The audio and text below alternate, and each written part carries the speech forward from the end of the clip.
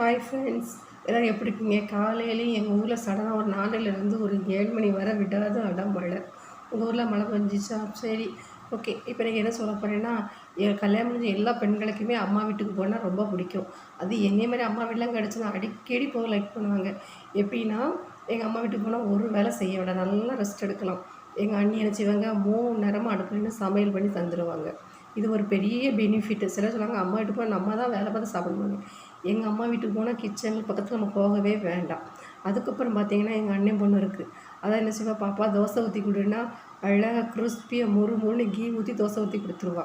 அது நமக்கு ஒரு பெனிஃபிட். அதுக்கு எடுத்து அதுக்கப்புறம் என்ன செய்வாங்க, குட்டி பிள்ளைங்க, எனக்கு 2 பிள்ளைங்க இருக்காங்க இல்லையா, 2 பசங்களையும் அவங்களே சாப்பிட வச்சுருவாங்க. எங்கள் அண்ணனுக்கு 3 பசங்க, 3 பசங்களும் ஒன்றா இருப்பாங்க. இவங்களும் போய் ஜாயின் பண்ணி அவங்களே ஃபுட்டை எடுத்து சாப்பிட்ருவாங்க. இங்கே எங்கள் வீட்டிலனா நான் ஊட்டணும், பின்னாடியே வச்சுட்டு 1 மணி நேரத்துக்கு மேலே ஊட்டணும். அது ஒரு வேலை குறை. அதுக்கப்புறம் பார்த்திங்கன்னா, எங்கள் அண்ணன் பையன் இருக்கான், செகண்ட் பையன்.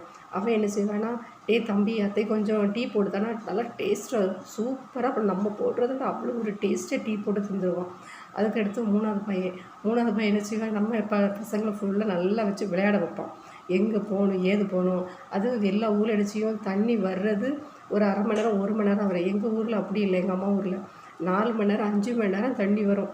நல்லா தொட்டிக்கிட்டு அந்த தண்ணியை போட்டு நல்லா குளிப்பாங்க, என்ஜாய் பண்ணுவானுங்க. கபடி அப்படி இப்படி நல்லா விளையாடுவாங்க. பசங்களும் நல்லா டைம் பாஸ் ஆகும். அதுக்கப்புறம் எங்கள் அண்ணா என்ன செய்வாங்க, பசங்களை கூட்டிகிட்டு ட்ரெயின் பக்கம் கூட்டிகிட்டு போவாங்க. அதுக்கப்புறம் எங்கள் ஊர் பக்கத்தில் என்ன செய்ய, பெரிய குளம் இருப்பாங்க, பசங்க கிரிக்கெட் விளையாடுவாங்க, எல்லாம் விளையாடுவாங்க. அதில் கூப்பிட்டு போய் எங்கள் பசங்களை கூப்பிட்டு போய் விளையாட வச்சுருவாங்க. இப்படிலாம் பட்ட என் வாழ்க்கை கிடச்சி, என் வாழ்க்கை எவ்வளோ ஒரு சொர்க்கம் பார்த்தீங்களா? அதனால் அடிக்கடி எங்கள் அம்மா வீட்டுக்கு போக லைக் பண்ணுவேன். இப்படி யாருக்காவது உங்கள் அம்மா வீடு கிடச்சிருக்கா? கிடச்சினா லைக் பண்ணுங்கள், கமெண்ட் பண்ணுங்கள், ஷேர் பண்ணுங்கள் ஃப்ரெண்ட்ஸ். ஓகே, பாய்.